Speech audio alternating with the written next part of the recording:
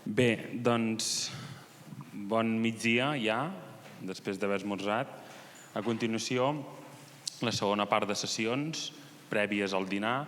En aquesta sala d'aquí el que farem serà una mica comentar iniciatives territorials i consens social en la transició energètica, quines experiències, quins reptes, és a dir, el que farem serà exposar diferents reptes, diferents casuístiques de diferents dimensions que recollim aquí a la taula i, per tant, com han estat aquestes experiències i quins reptes tenen a l'hora de dur a terme o quin han tingut a l'hora de seguir el transcurs de la iniciativa que han pres en quant a transició energètica.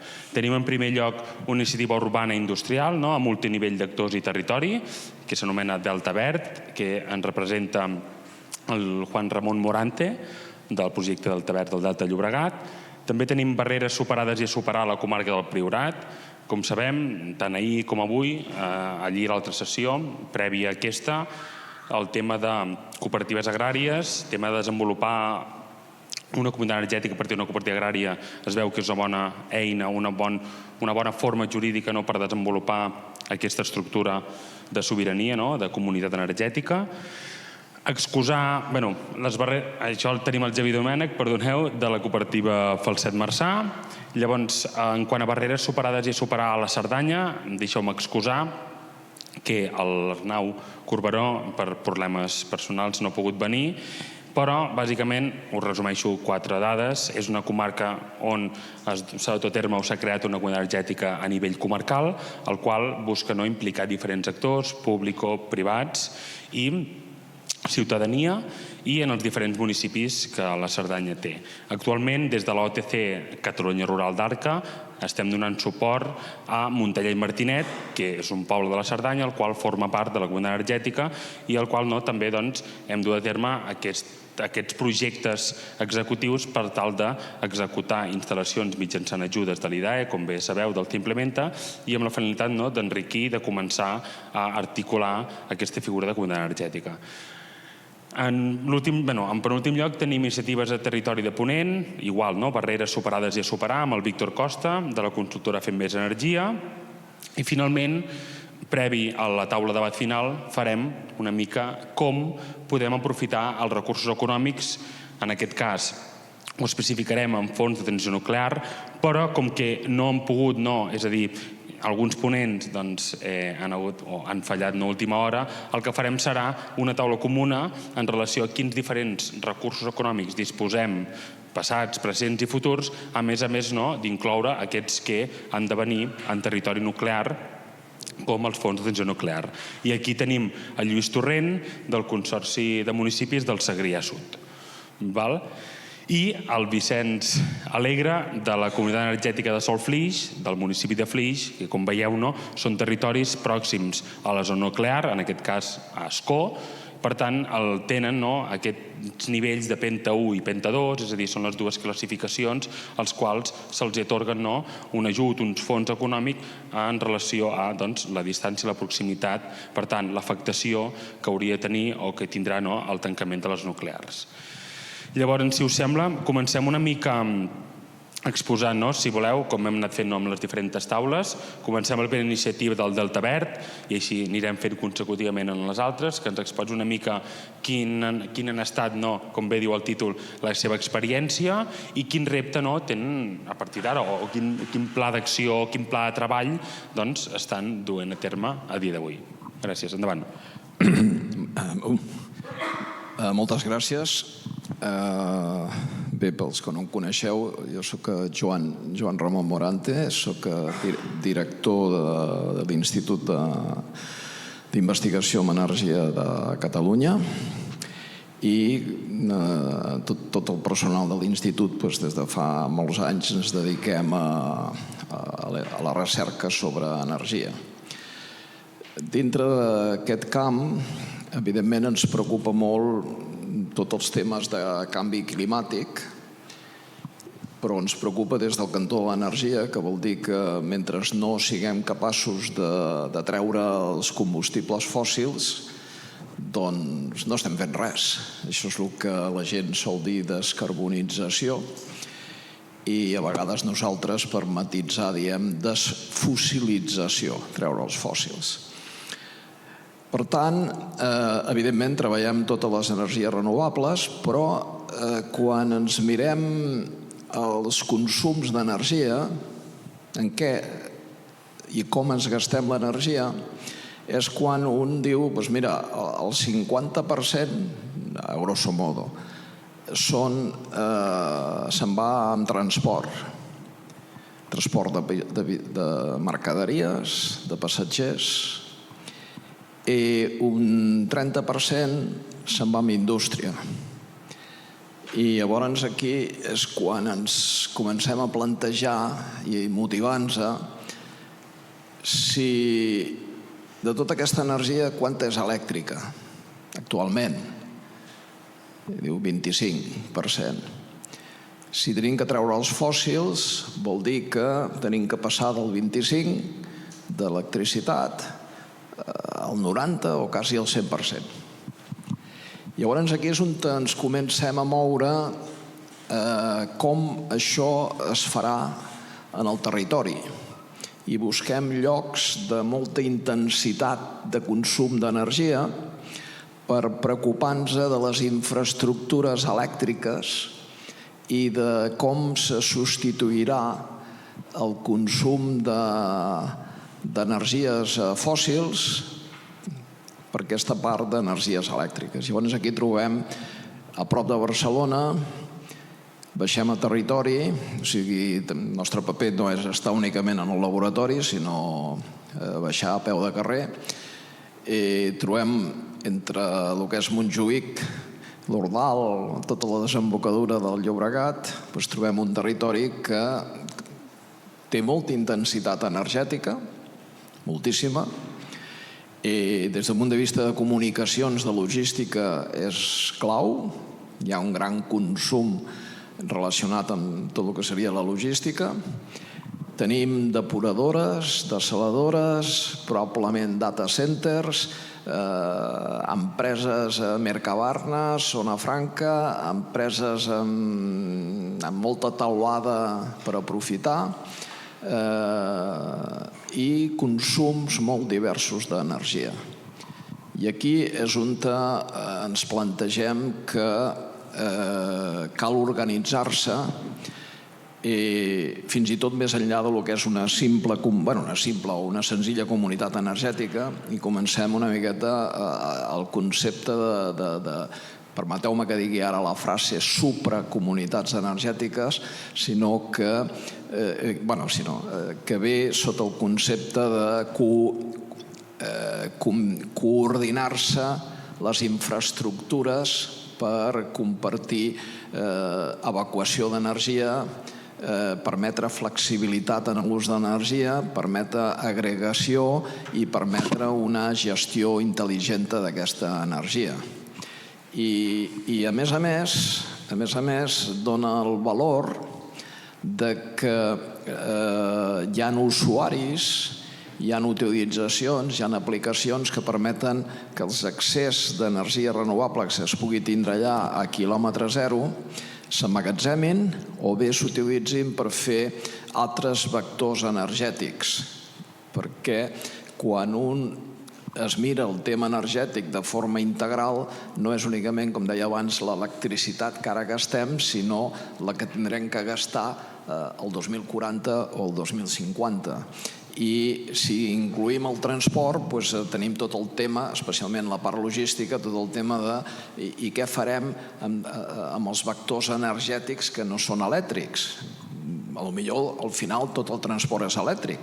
De moment això no és el que està sobre la taula, especialment pel transport pesat. I per tant, aquesta visió integral de les solucions energètiques és les que van confluir amb aquesta iniciativa del Delta Verd, que a més té un valor molt important, i és que combina un alt consum intensiu d'energia amb valors, combina un territori la necessitat d'optimitzar i coordinar-se les infraestructures a nivell de territori per no destrossar, no trillar el territori amb moltes línies, perquè si necessitem augmentar la intensitat elèctrica quasi un factor 3, del 25% cap al 90%, doncs això vol dir que la xarxa elèctrica es té que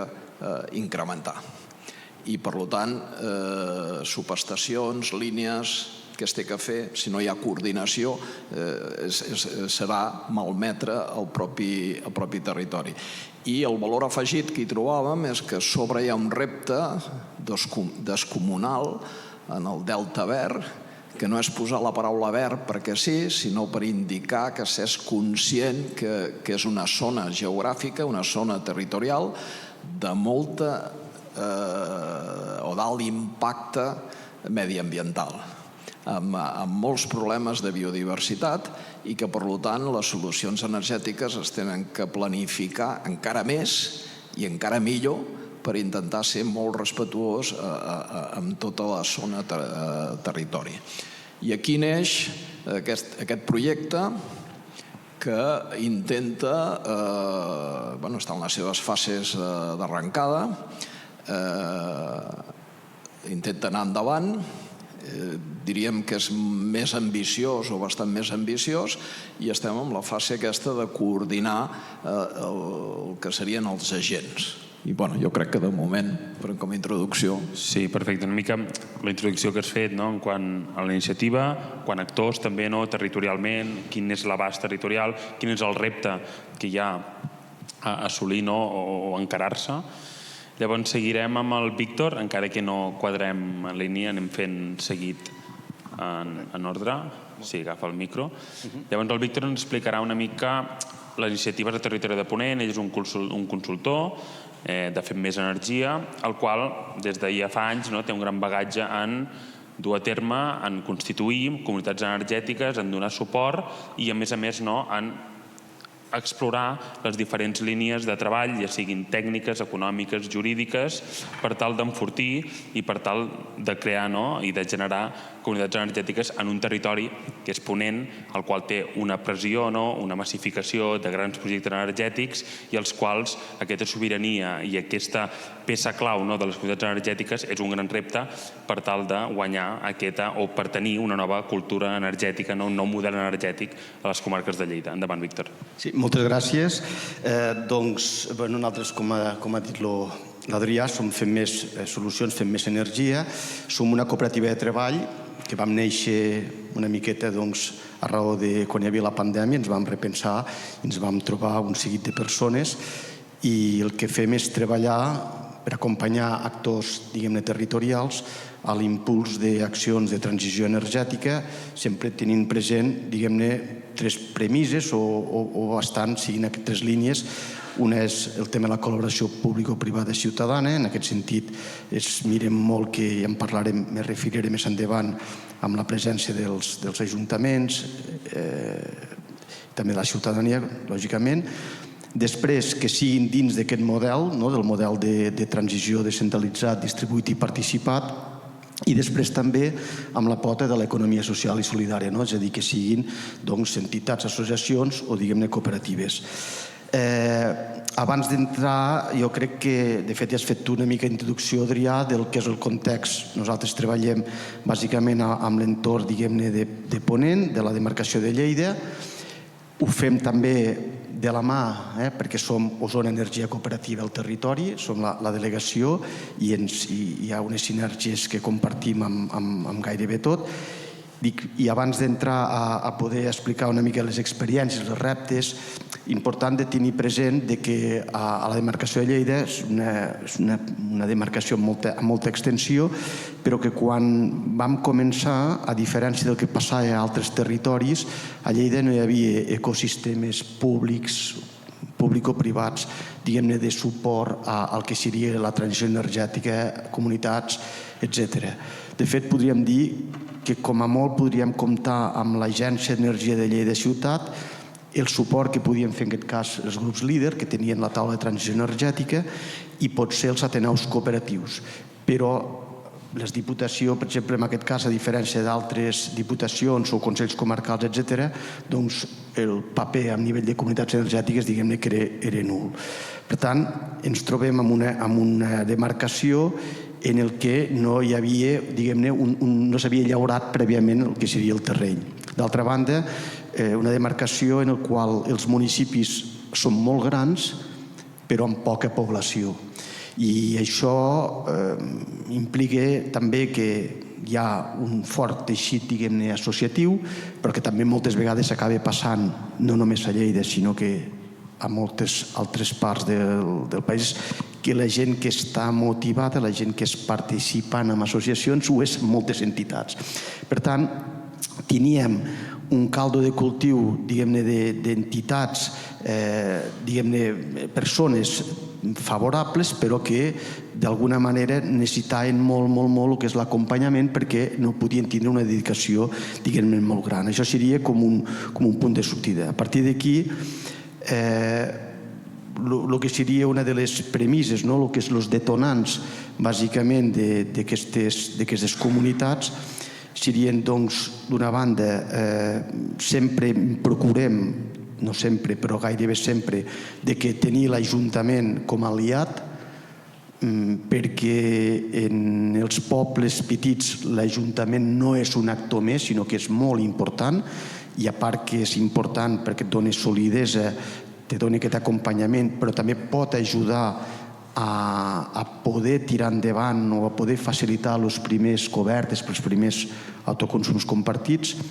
La segona cosa que és molt important és poder tenir un bon acompanyament, això és bàsic, i que aquest acompanyament, doncs, d'alguna manera no suposi, entre cometes, que hagin de pagar per fer aquest acompanyament les persones de la comunitat, perquè hi ha prou cost tirar endavant que a sobre que s'hagin de rascar la butxaca. I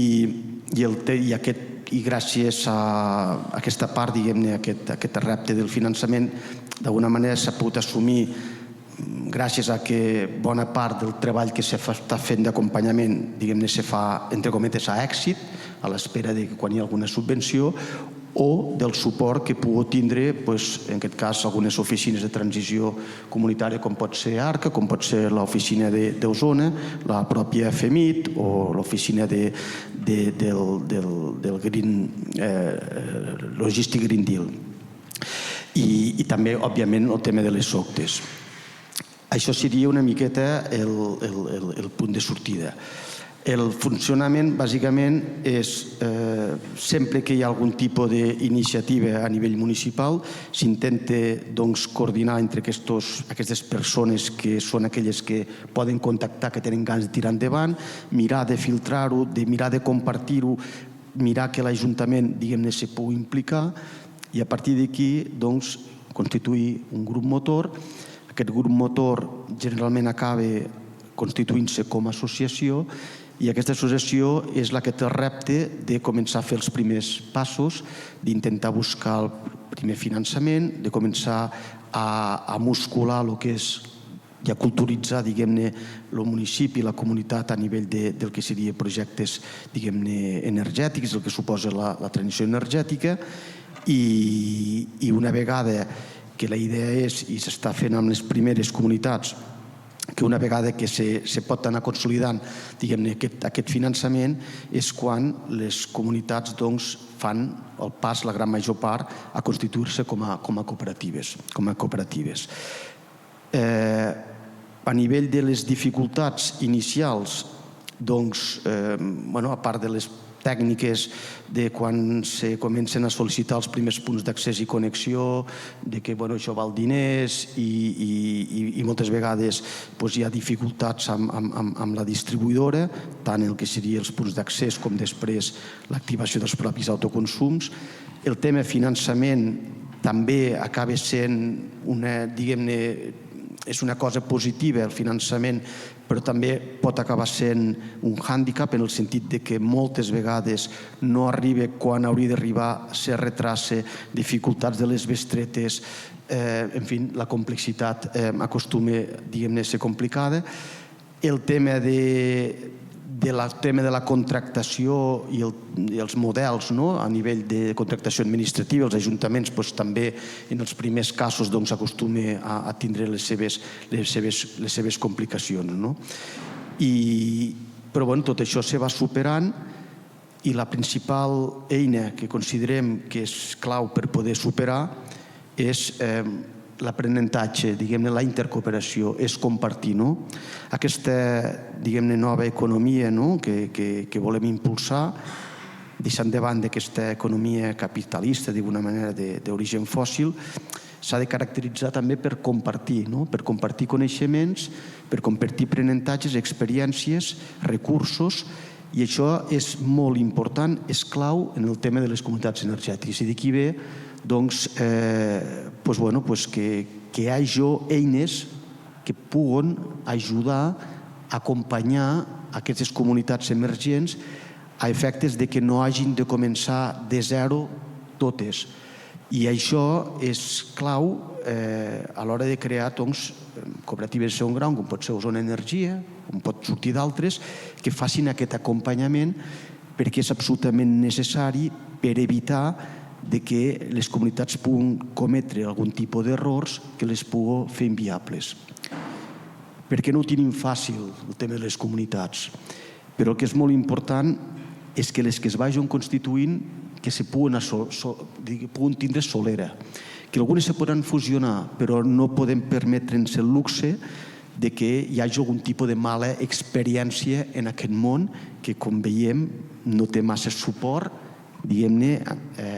normatiu i institucional. Per això jo diria que la part més fonamental seria per poder ajudar a fonamentar aquestes comunitats energètiques seria compartir la intercooperació i poder aprendre de la resta.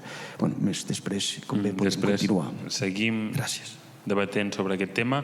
Una cosa que apuntava el Víctor important és aquesta col·laboració, aquest fet de compartir, de generar, és a dir, tot aquest coneixement que es va generant que es pugui compartir. I també he dit una altra casuística molt important o fet molt rellevant, el qual implica l'Ajuntament. És a dir, l'Ajuntament té un gran paper, més en el món rural, on veiem evident aquest despoblament, aquesta falta d'associacionisme.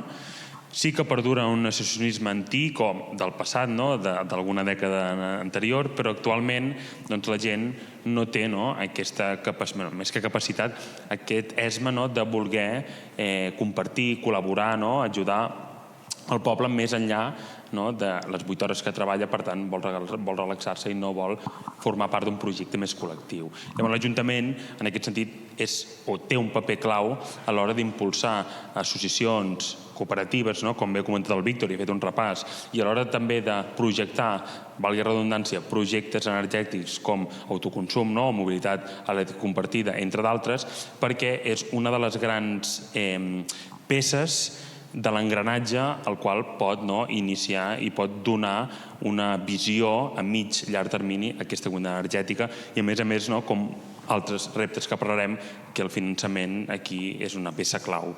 A continuació tenim el Xavier Domènech, de la cooperativa, el gerent de la cooperativa Falset Marçà, al qual ja porten més de 5 anys darrere d'una comunitat, d'intentar fer sorgir una comunitat energètica. Ells ja són comunitat energètica, ahir ens va explicar el seu cas, ahir ens va explicar una mica des de l'inici com han anat superant o quines són les fases que han anat passant. Ara ell entenc que també farà una petita contextualització pels que no éreu ahir, per les que no ho éreu ahir, però bàsicament es centrarà en aquestes barreres superades i a superar que han tingut i els quals encara no es troben amb aquest impàs.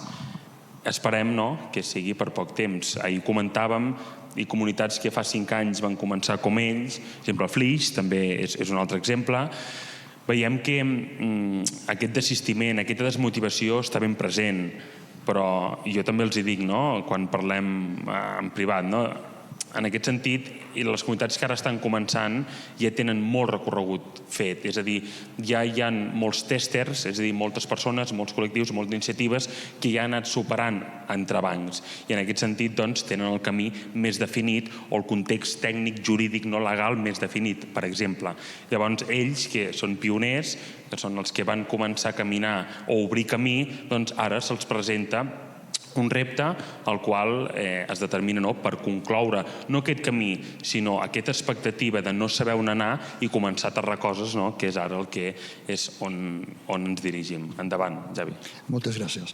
Gràcies a tots per assistir a aquesta xerrada i poder permetre'ns l'oportunitat d'explicar la nostra idea de com podem col·laborar amb aquest model de canvi energètic que estic totalment d'acord que com a país ens ho hem de començar a parlar tots de manera general. Si em permets, començo explicant una miqueta què és la comarca del Priorat, perquè segurament molts no ho sabem. La comarca del Priorat actualment són 8.000 i pocs habitants, repartits en 26 municipis. El municipi més gran és Falset, amb 2.600 habitants. Si treu això dels 8.000 i ho dividiu entre la resta de 25 municipis restants, podeu veure la magnitud dels micropobles que estem vivint a la comarca. A nivell energètic, si em permets començar per aquí, direm que som una de les poques comarques de Catalunya on generem més energia de la que consumim, sense haver fet grans instal·lacions, i som un dels grans patidors a nivell de Catalunya de tota aquesta reestructuració que hem de fer energètica, doncs quasi tota passa per Priorat. Vingui l'Electra d'on vingui, no sé com s'ho fan, a Catalunya és com un embut i tota passa per allí.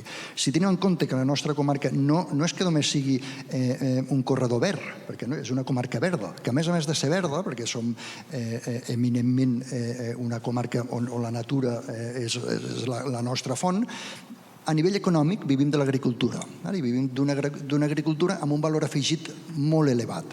Per tant, qualsevol incidència que tinguem, sobretot a nivell visual, a nivell contaminació, pot ficar en risc la nostra modus vivendi. O sigui, perquè al final a la comarca del Priorat, que som 3 DOs que estem convivint, DO Priorat, DO Siurana i DO Montsant, evidentment qualsevol ingerència que puguem tindre en aquest aspecte, us ho dic concretament perquè ara estem lluitant perquè no facin passar la mat just perquè es ve el 20% dels terrenys de conreu dintre de l'OQ Priorat, que seria, o sigui, perdre aquest 20% de conreu seria una part força greu. O sigui, dit això, som conscients com a comarca, la gent de la comarca, som molt conscients que si volem fer un model energètic a Catalunya som els primers que hem de donar exemple i hem de ficar-nos davant. O sigui, no n'hi ha prou amb queixar-nos a l'administració de que no feu això, sinó que hem de començar a fer propostes que siguin constructives. Tenint en compte que, evidentment, 8.000 habitants en tot Catalunya, la coseta que podem fer és totalment, és quasi bé més simbòlica o més moralment que ens permeti queixar-nos que altra cosa, perquè són molt pocs. Arrel d'aquí ens plantegem, en PIC coneixem les comunitats energètiques, el seu funcionament, és a dir, hi ha 26 municipis, anem a crear 26 comunitats energètiques. Al final és aritmètic, no té altra cosa que fer d'això. Evidentment, la creació d'una comunitat energètica, si voleu això després n'hi parlem per la nostra vivenda, és una cosa molt complexa. Ja no només la creació, instal·lació i gestió és una cosa molt complexa, amb el que en municipis on en molts casos l'Ajuntament no té ni personal propi, perquè estem parlant de micromunicipis, evidentment això s'escapa una miqueta de la lògica. I a partir d'aquí és quan ens plantegem incorporar al moviment energètic de Catalunya una figura que al seu moment no estava plantejada, avui ja està plantejada, i nosaltres creiem que tot el sentit del món, que és aprofitar les cooperatives agràries per poder fer aquesta gestió energètica com una comunitat energètica. El primer que ens plantegem al seu moment és com una cooperativa agrària pot participar o en quina figura participa dintre d'una comunitat energètica. Això amb un projecte singulars liderat per la Federació de Cooperatives de Catalunya, 3 cooperatives, fem aquest estudi legal i arribem a la conclusió que simplement fent una modificació als estatuts de la cooperativa agrària, tota la cooperativa agrària es pot convertir en una comunitat energètica. Això després, al cap d'un temps, fem el canvi d'estatuts, fem la nova secció, fem els canvis legals, incorporem la figura del soci col·laborador, una sèrie de coses tècniques que avui ja les tenim totes acotadetes, i això avui ens permet en un període més o menys de 3, 4, 5 dies convertir una cooperativa agrària en una comunitat energètica. Això que és un invent, perquè evidentment no hi ha normativa o sigui, no hi ha cap llei que ens digui com ho hem de fer, ens diuen que és cert o nosaltres entenem que som comunitat energètica quan des de l'IDAE ens accepten com a receptors d'una subvenció de comunitats energètiques. Aquest és el punt on nosaltres diem que som una comunitat energètica. En aquest moment és quan ens comencem a plantejar dir, escolta, el fet que les cooperatives agràries puguem ajudar la comarca del Priorat a crear aquestes comunitats energètiques, ens ho comencem a prendre seriosament.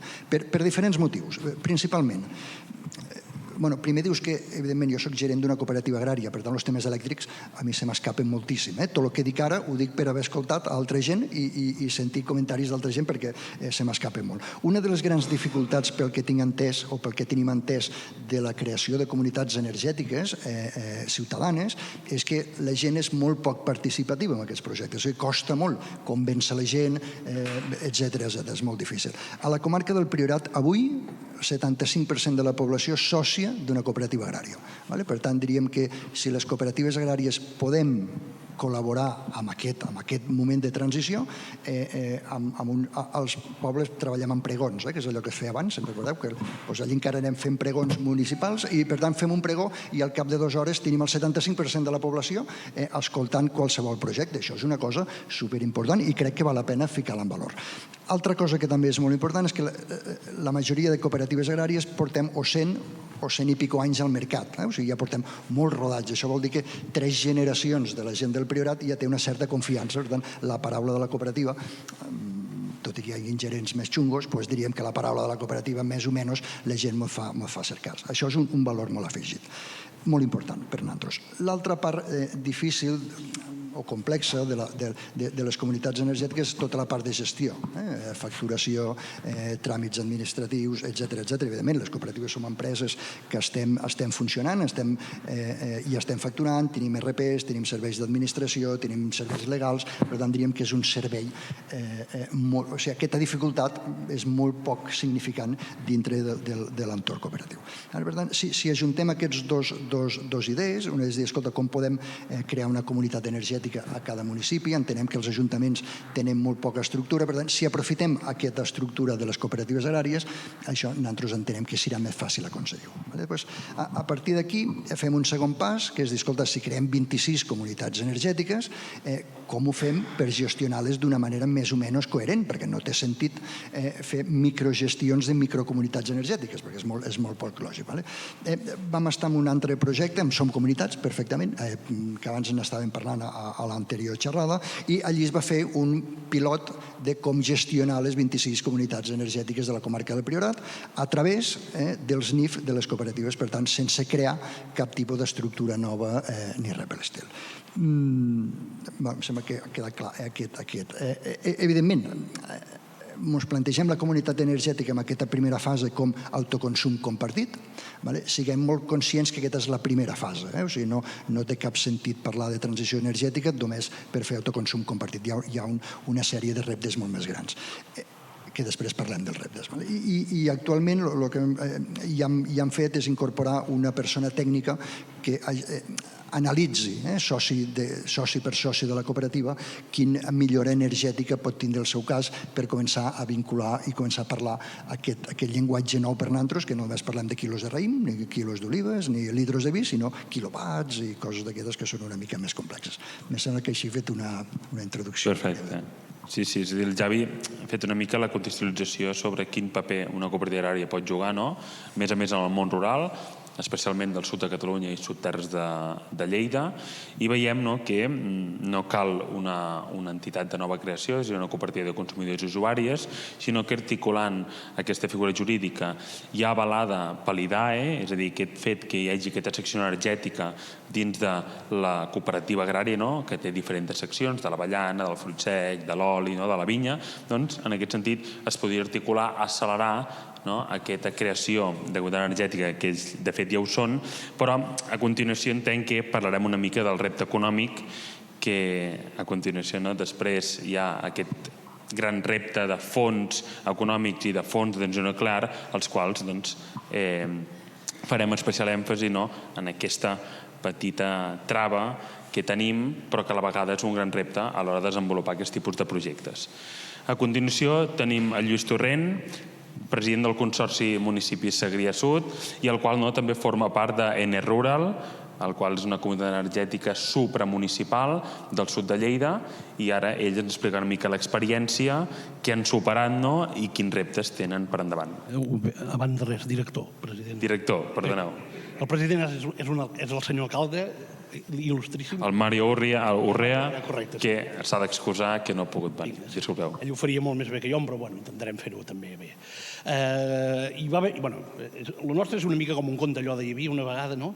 Doncs hi havia una vegada un grup d'alcaldes de la zona sud del Segrià que, neguitosos per unes dinàmiques de caiguda d'activitat econòmica i despoblament dels seus pobles, la majoria també micropobles rurals, van encarregar un estudi que els fessin un diagnòstic de veure què passava, quines oportunitats tenia, quins problemes, per què es trobaven així i quins recursos podien trobar per revertir aquestes dinàmiques. Després d'aquest diagnòstic i veient la recepta molt clara, aquests alcaldes van decidir constituir un consorci, van decidir crear una entitat pública que agrupés els 12 pobles, en aquest cas van ajuntar-se 12 pobles, de 4 partits diferents, molts pobles diferents, amb diferents dinàmiques, i penso que s'ha de reconèixer la voluntat i les ganes de treballar d'aquests 12 alcaldes que van superar moltes barreres, per així dir-ho, ideològiques o el que sigui, per trobar-se i constituir aquest consorci. I és a mi que em van encomanar a gestionar-lo, per això soc el director i no el president, són ells els que manen, i evidentment hem marcat un full de ruta, un pla d'acció per tirar endavant o per revertir aquestes problemàtiques a partir de les oportunitats que aquest mateix treball i aquest mateix diagnòstic va fer. Nosaltres des del Consorci treballem en 4 grans àmbits, que són els grans àmbits que van marcar que calia treballar.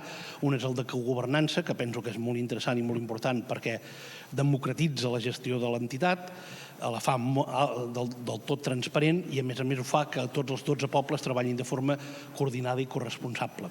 Per tant, tot el que tirem endavant té un valor i una potència molt interessant pel territori. Tot un altre gran àmbit centrat en la persona, on hi ha tot el tema d'ocupació i atenció especialment a la gent gran, hi ha un índex d'envelliment molt important, però també a la joventut, que és un del talent que marxa del territori i volem que es quedi i s'arreli al territori, i a les dones, que creiem que és el talent més gran que tenim també en el territori i moltes vegades infravalorat i no utilitzat. Després hi ha tota una gran àrea que és tota centrada en l'activitat econòmica, sobretot amb la idea de generar valor afegit a la producció agrària que tenim. No tenim la sort de fer vins tan bons i tan valorats com el Priorat. El que fem nosaltres sol tenir menys valor afegit i la idea, evidentment, és ajudar les empreses a generar emprenedoria i a crear més valor afegit. I l'últim és la sobirania i la transició energètica. Per què especialment aquesta i per què és un àmbit tan important dins del Consorci? Primer perquè en el diagnòstic va quedar molt clar que teníem molts recursos energètics, estàvem generant molts recursos energètics, aquests recursos energètics generen molts diners i aquests diners, lluny de generar economia, riquesa i revertir el despoblament del territori, generaven pobresa, disminució de l'activitat econòmica i despoblament. Per què? Doncs perquè, evidentment, com us podeu suposar, estaven i estan encara ara la majoria en mans de societats extractives on, evidentment, la seu social no és ni el poble ni els pobles veïns. Són coses que comencen per pas COD o el que sigui. Evidentment, la solució que teníem molt clara era que el que havíem de fer era empoderar-nos, fer-nos nostres aquests recursos, aprofitar-los, gestionar-los, i més enllà de que poguessin generar un dividend o un ingrés pel territori per la comercialització d'aquests recursos energètics, fossin de manera transversal un recurs per generar nova activitat econòmica. O sigui, volem que la nostra llum sigui un reclam perquè l'activitat econòmica vingui al territori amb condicions molt més favorables, per exemple, llum sostenible, llum verda, llum sostenible per a l'empresa i amb un cost molt més baix que en un altre lloc.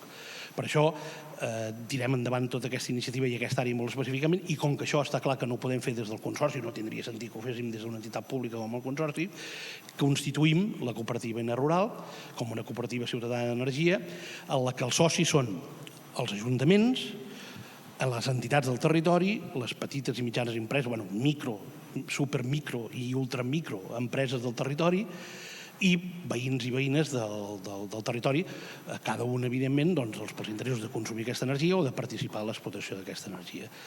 I és la cooperativa Eina Rural amb la que se li encomana gestionar aquests recursos i afavorir la creació de l'activitat econòmica en el consorci a partir de la gestió dels recursos energètics. I és en aquesta cooperativa la que els ajuntaments destinen els recursos.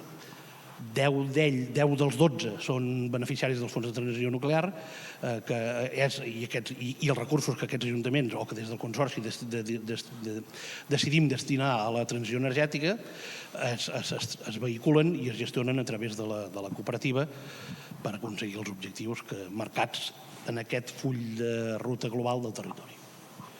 Perfecte. Sí? Doncs una mica... Sí, digues. Aquest senyor no està autoritzat a dir... Jo crec que s'ho té de moral. Jo t'explico. Cada vegada que sentim parlar que fan un parc de molins, etcètera, que vostè diu que quina sort per aquell poble. Això és mentida. Mireu, la desgràcia que hi ha hagut al nostre territori amb qui van començar a aparèixer els molins.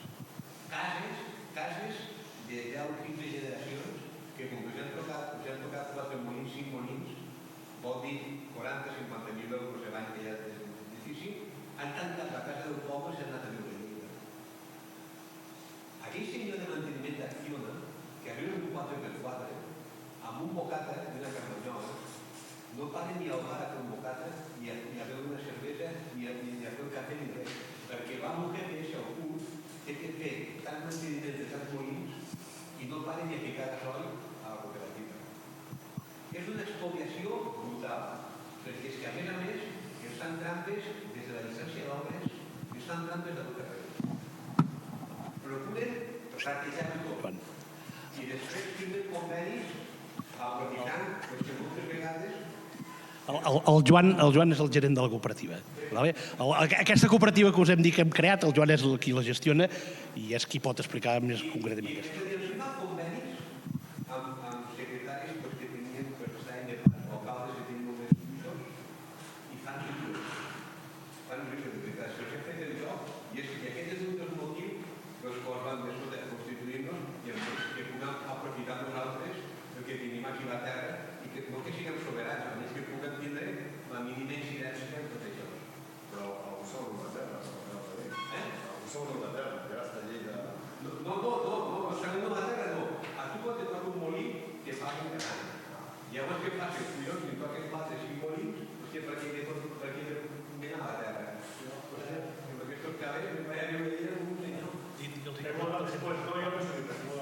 Sí, ara després farem debat, però interessant que comentaves, Joan, perquè al final... No, però al final és resistència al territori, no? I al final el que busquen aquestes comunitats, vinguin d'on vinguin, no? És tenir aquest, no control, però tenir aquesta sobirania, ja sigui energètica, no? Però a la vegada també alimentària, el qual ha caracteritzat un territori durant dècades i dècades i dècades i ha dinamitzat socioeconòmicament, no? Aquell indret. Llavors, feta aquesta introducció, passarem al Vicenç Alegre. Ell és president de la cooperativa de Solflix, de la comunitat energètica Solflix, el qual, com ja us he introduït abans, porten més de 5 anys enrere, és a dir, des dels inicis darrere de constituir, de fer projectes, d'animar, no? De dinamitzar socialment el poble i, per tant, que transmetre, és a dir, fer molta pedagogia, fer molta transmissió de coneixement sobre aquest nou món de les comunitats energètiques i a continuació ens explicarà una mica la seva experiència, quins reptes han tingut, no? I els quals, quines barreres tenen ara pròximament a superar. Hola, bon dia. Gràcies a tothom per assistir. Una rectificació és que no arribem a 3 anys d'estar constituïts. Bé, nosaltres us explico una mica l'entorn que tenim. Nosaltres som Flix, de la Ribera d'Ebre. Som grans productors d'energia elèctrica. Tenim la central nuclear d'Ascó, que està amb el límit municipal tocant a Flix, vull dir que està més a prop del nucli del poble de Flix que el d'Ascó. Per tant, encara que sigui dintre del municipi d'Ascó, nosaltres també estem dintre de l'àrea de la central nuclear. Tenim una central hidroelèctrica, tenim parcs eòlics, tenim parcs solars, per tant, ja només amb l'energia nuclear ja penso que abastim el 40 o el 50% de l'energia l'energia que es produeix a tot Catalunya. Llavors, igual que, com deia el Priorat, tenim unes poblacions rurals, petites. Flix som 3.200 habitants, però clar, aquí a Flix molta gent treballa o ha treballat a la central nuclear i hi ha altra gent que ha treballat també a la central hidroelèctrica i després som un poble que va passar que estigui en zona rural, ens considerem un poble industrial perquè durant 125 anys hem tingut l'electroquímica de Flix, el CROSS, que fa aproximadament 2 anys ja va deixar de produir totalment. Llavors, vull dir que l'esperit de la gent de Flix tenen els seus sortets, però no és un poble que visqui de la terra, sinó que més aviat viu de la indústria i com ara d'indústria hi ha poc, produeix que la gent jove marxi a estudiar i que la major part de la gent jove ja no retorni. Per tant, estem en una situació d'envelliment de la població i de despoblament.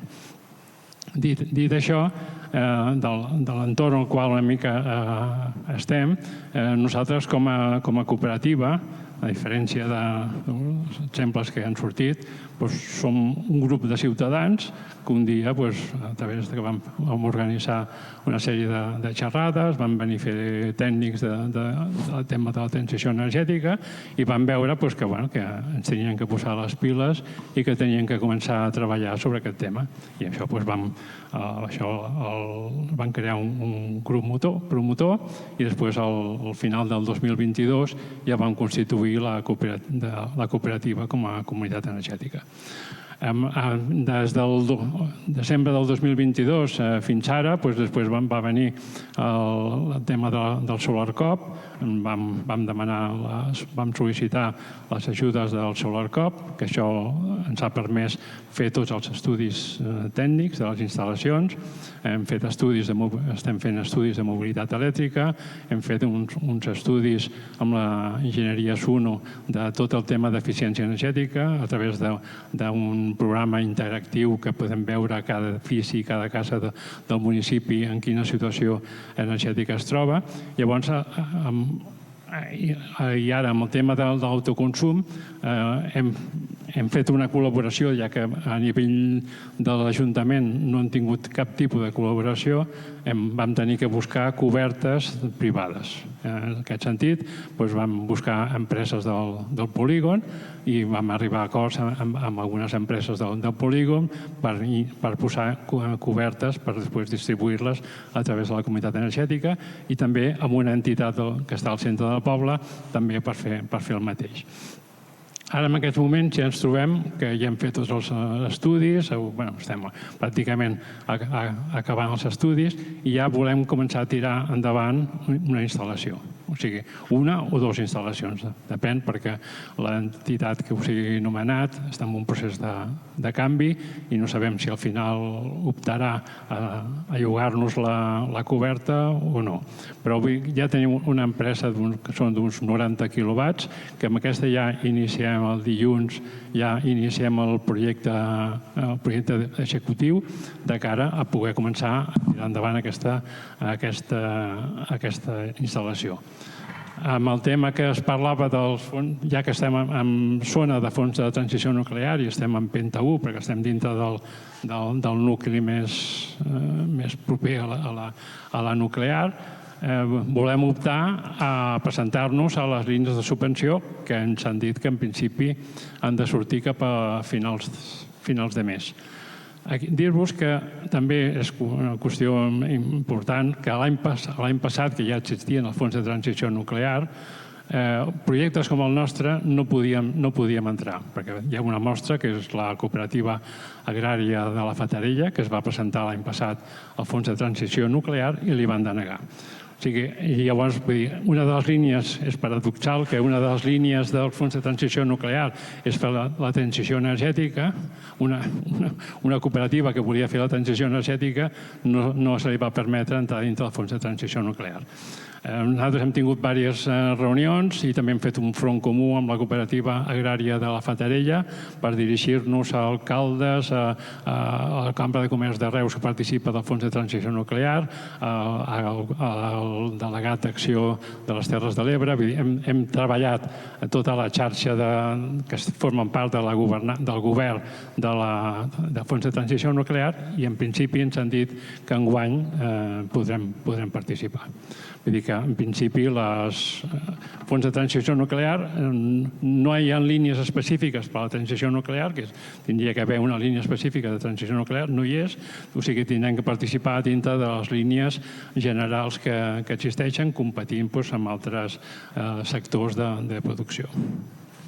Perfecte. Doncs, com hem pogut veure, una altra experiència, una altra iniciativa, des d'un altre vessant, és a dir, en un territori al qual energèticament tenen una certa relació i una certa convivència des de fa ja anys. A continuació passarem al bloc més de recursos econòmics i fons nuclear, al qual cada un de vosaltres veieu que el fet d'obtenir o d'arribar a poder ser partícips de subvencions o de recursos econòmics o de fons econòmics, doncs és un repte el qual és essencial i clau per fer llançar, per fer com de punta de llança els projectes de comunitats energètiques i començar a materialitzar aquesta sobirania que la ciutadania, administracions o empreses tenen la capacitat d'obtenir. Llavors, us llegiré algunes preguntes una mica per orientar-vos ara sobre aquest segon bloc, els quals podeu barrejar, podeu diversificar, però una mica és preguntes d'estructuració. En primer lloc, com valoreu l'arribada dels recursos econòmics? És a dir, fons de l'IDAE, recursos, subvencions, fons de nuclear per descomptat. Quines oportunitats podrien oferir aquests recursos econòmics? Quins riscos o desequilibris veieu? Perquè a la vegada també tenim uns riscos i desequilibris perquè estem parlant de quantitats molt importants d'inversions. Amb aquests fons econòmics, creieu que haurien de prioritzar projectes amb lideratge local i participació ciutadana? Una mica ara el que deia el Vicenç, és a dir, si a la Fatarella no van finalment ser beneficiaris de l'antiga o de l'anterior convocatòria dels fons, com és que uns fons que estan o que es plantegen per tal de generar o per tal d'accionar tres bases, és a dir, ocupació, desenvolupament socioeconòmic i transició energètica, com pot ser una iniciativa tan arrelada i tan de base i tan ciutadana i tan propera a la ciutadania, administracions i empreses, no va ser finalment beneficiària.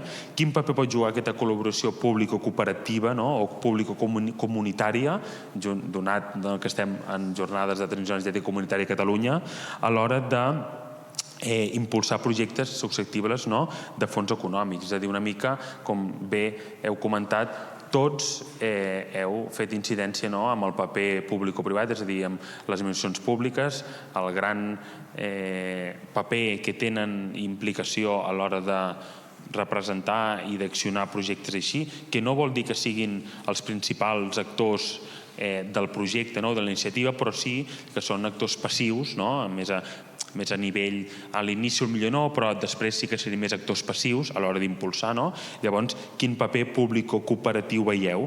I finalment, alguna proposta o recomanació que faríeu a les institucions encarregades de dissenyar aquestes bases? Una mica t'ho apuntaves, Vicenç? Que aquestes bases estiguin orientades a projectes que vinguin del territori, que es quedin al territori i que generin al territori certes oportunitats, ja siguin socioeconòmiques, laborals o de sobirania. Llavors, no sé qui vol començar, això ara no hi ha un ordre, una mica la vostra estructuració mental en base a aquestes preguntes i qui vulgui començar, endavant. Sí, jo crec que aquí amb el tema del fons de transició nuclear hi ha alguns ajuts que el Fons de Transició Nuclear dona directament amb empreses que representin una forta inversió al territori. Nosaltres que estem a les Terres de l'Ebre però Terres de l'Ebre és una regió llarga. Nosaltres estem en un extrem tocant a les Terres de Lleida i a l'altre extrem estan Tortosa, Amposta i Aldea. Llavors, què està passant? Que no hi ha una definició de treball del territori. Dius, escolta, si estem treballant amb el tema del fons de transició nuclear perquè hi haurà una nuclear que dona feina a moltíssima gent i desapareixerà, s'ha de fer una mica de planificació i prioritzar comarques que no estem a la zona litoral, com són aquestes, de cara a portar empreses que facin aquesta inversió al nostre territori, que és el que malauradament patirà més tot aquest tancament de la nuclear. Tenim els terrenys d'Aircross que es podien fer fàcilment convertir en una gran empresa. Tenim polígons com el de Molló, a Moranova, que és un polígon molt gran. Vull dir que hi ha 3 o 4 polígons a la comarca de la Ribera d'Ebre Nord, diguéssim, que podien ser acollidors d'inversions d'aquestes empreses que s'estan decantant molt el tema del polígon de Catalunya Sur, que s'està fent un macropolígon entre Tortosa i l'Aldea, i en canvi no es té en compte, i això crec que el fons de transició nuclear hagués sigut molt important que hagués tingut en compte aquesta planificació. Ja ens manca una gran planificació a nivell de tot el territori català, però ja que hi ha aquesta pota, podia ser una manera de poder canviar una mica aquesta estructura. Ell té un micro també, si voleu anar fent-ho més àgil. Bé, jo voldria dir que hi ha uns aspectes essencials a tindre en compte que exigeixen fortes inversions, tant quan tens que posar nova renovable, si tu tens un territori, estem parlant, en el meu cas, d'una visió de territori, d'una àrea, es necessita primer clarificar cada espai, 3-4 metres quadrats, perquè pot ser útil en el territori i a què el pots dedicar per identificar on serà el lloc òptim de posar les renovables. Fotovoltaica, si és un edifici, o granges fotovoltaiques, si és en el terreny, o si és el cas d'eòlica. Però necessites haver fet un estudi integral del territori per optimitzar i poder d'alguna manera consensuar amb el territori quina és l'optimització d'aquest espai. Però després hi ha unes infraestructures que són totes les línies d'evacuació d'electricitat o les línies que t'aporten l'energia elèctrica que tu no pots produir, que jo crec que estem davant d'un problema i es necessita finançament. I és que si són línies de transport, això és Red Eléctrica espanyola i és capítol a part. Però si són línies de distribució, són les companyies que estan autoritzades a aquesta distribució. I malauradament són companyies reactives, és a dir, no són proactives. És a dir, el territori, hem parlat d'iniciatives, de fer cooperatives, d'engegar comunitats, hi ha iniciatives. En el Delta hi ha iniciatives de les empreses que estan ubicades en allà perquè veuen les necessitats. I et trobes que les companyies de distribució són reactives. És a dir, tu demanes, escolti, que jo necessitaré una línia, una connexió de 20 megawatts. I et diuen, bueno, posis a la cua en la planificació de l'any que ve, i si no la tenim, doncs ja parlarem en Red Eléctrica espanyola que planifiqui que ens tindrà que donar més de transport. O sigui, no hi ha aquesta flexibilitat. Llavors ens trobem que es té que suplir amb iniciatives privades fins on la legislació permet, per exemple, la d'emmagatzematge. Moltes de les coses que es tenen que fer, en el cas del Delta, és una gestió de l'energia. I per gestionar, si tu vols tindre flexibilitat, vols agregar energia, vols gestionar-la, necessites emmagatzematge. I aquesta capacitat d'emmagatzematge, aquí sí que s'obre una finestra en què la iniciativa privada pot, d'alguna manera, prendre la decisió. Però el finançament és un gran CAPEX, és a dir, de capital inicial d'inversió, és molt alt. Que després el recuperes, però el recuperes en el temps. I llavors no sempre la gent del territori té un capital disponible i, per tant, els ajuts públics serien o han de ser molt benvinguts per facilitar aquestes inversions. Jo poso l'exemple de les bateries o d'emmagatzematge, poden ser bateries o poden ser altres tipus d'emmagatzematge d'energia, però també pot passar el mateix per fer una granja fotovoltaica. Necessites una gran inversió inicial, amb la qual, si no tens ajut públic, pot condicionar molt, especialment la capacitat de disposar de capital per la iniciativa local del territori.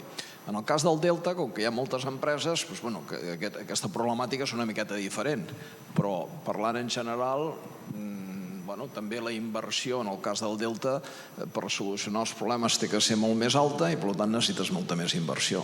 Si no hi ha ajut públic o planificació pública, pot ser de gran dificultat. Potser començaré per la part final. Tot va molt vinculat amb el tema que dèiem de les ajudes i una miqueta el que demanem que s'hauria de fer. El tema de les ajudes poden ser econòmiques, però no hem d'obviar que l'ajuda principal, i que crec que és aquí on ens hauríem de focalitzar, és que l'Estat no fa el que hauria de fer. És a dir, fa més de 3 anys que estem fora de les directives europees, que no les hem implementat. I recordem que aquest model de transició energètica que vol la Unió Europea per arribar a la desfossilització, descarbonització l'any 2050, passa per moltes accions, per implementar renovables, per l'eficiència, però passa també perquè hi hagi un model diferent en el qual aquest model passi precisament per descentralitzat, distribuït i participat, en el que les comunitats energètiques són l'instrument, l'eina principal per impulsar aquest model. Hi ha un imperatiu legal que estableix que tots els estats han de modificar les seves normatives per fer una normativa que se'n diu favorable i facilitadora per a aquestes. I aquí això no hi és ni s'espera. I potser una de les taules que s'hauria d'haver posat avui aquí hauria d'haver sigut una taula en què hi hagués hagut un representant de totes les forces polítiques del Congrés que són els responsables per poder tirar endavant i dir-los què passa amb això. Llavors, una miqueta, a l'estat espanyol, amb el tema dels Next Generation, doncs s'ha començat una mica la casa per la teulada.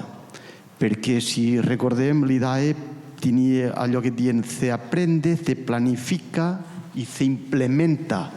Primer aprendre, donar cos i després implementar. I resulta que trauen el s'implementa quan encara no s'ha fet la transposició i això va donar a entendre que, segons com molts interpretàvem, que la normativa de les comunitats energètiques seria la que regulava el s'implementa, que parlava de 25 o 30 quilòmetres al voltant. Recordem en el rural que va... Què vull dir? Que és obvi que hi ha d'haver recursos, que n'hi ha hagut, que fan la seva feina, les oficines, però que al fons de vegades és molt més l'ajuda de normativa, de facilitadora, que no pas una altra. Perquè si alguna cosa se li ha de demanar a un estat, a l'estat, l'essència de l'estat, és que faci primer que tot una planificació quan hi ha una opció. Coi, si és el repte més important que tenim, planifica. Aquí ara és el plàter aquell, però fixa't quant temps tarda. Segon, regula. I tercer, prioritza.